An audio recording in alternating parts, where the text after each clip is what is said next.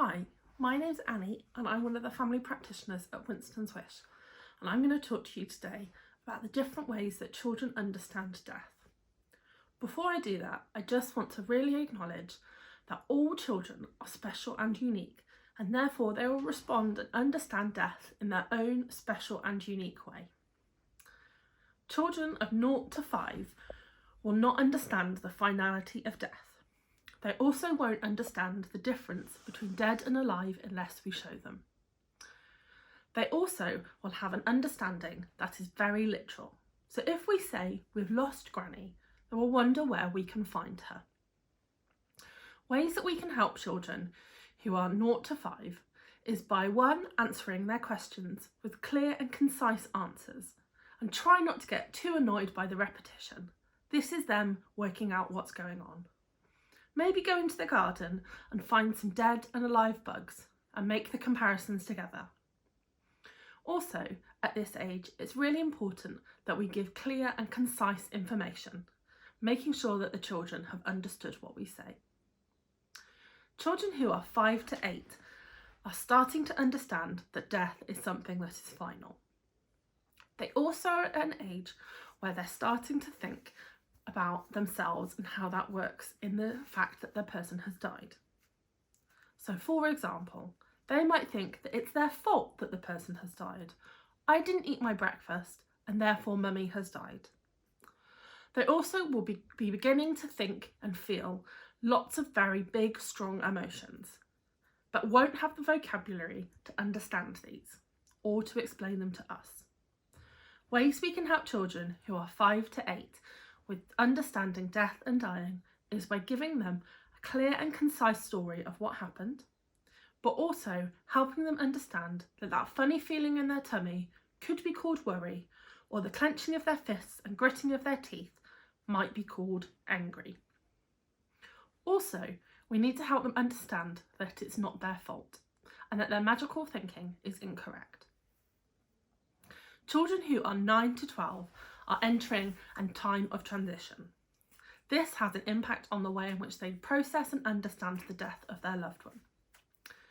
At this age, children understand the finality of death and that the person is not coming back. By now, they will have developed a vocabulary to understand their thoughts and feelings, but may not want to share those for fear of upsetting other people. They also will notice how different they are and will want to be the same as their friends and peers.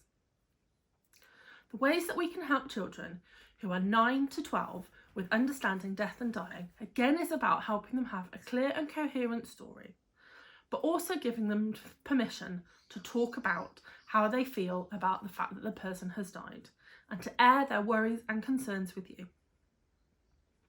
At this age, they also are likely to be transitioning into a new school. Transitioning from one school to another can be very difficult for some children who have experienced a bereavement. As adults, we can help children by listening to their worries and concerns, but also by maybe chatting to the secondary school and letting them know what happened. This will mean that this child will be able to attend secondary school where at least someone knows.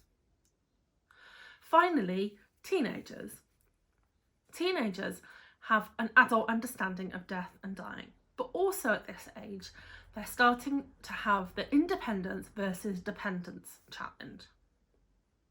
Finally, they also are starting to question the meaning of life and why they are here.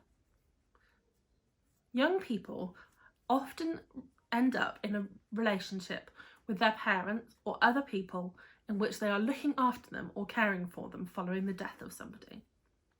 The ways that we can help teenagers are to allow them to explore their own thoughts and feelings about the meaning of life and the afterlife, but also by supporting them in that challenging time between dependence and independence. Often teenagers will want a lot of independence or a lot of dependence, and if we can support them to have that balance, they will manage and cope a lot better. Finally, I just want to say that if you want any more information or support from Winston's Wish, then please go to our website at www.winstonswish.org, or ring the helpline on 08088 020 021.